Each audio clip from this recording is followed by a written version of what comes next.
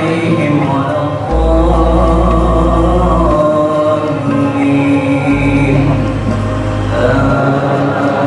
Ribuan jamaah memadati Masjid Raya Baitur Rahman Banda Aceh pada salat tarawih perdana, Senin, 11 Maret 2024, malam. Tak hanya dari kota Banda Aceh dan sekitarnya, ada pula jamaah yang datang dari luar sejumlah kabupaten di Aceh.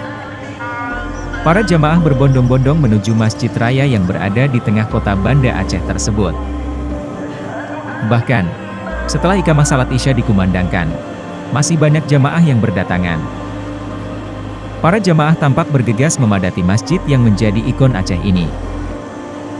Selain di dalam masjid, sebagian jamaah juga terlihat menggelar sajadah mereka di halaman masjid untuk menunaikan salat Isya dan tarawih secara berjamaah.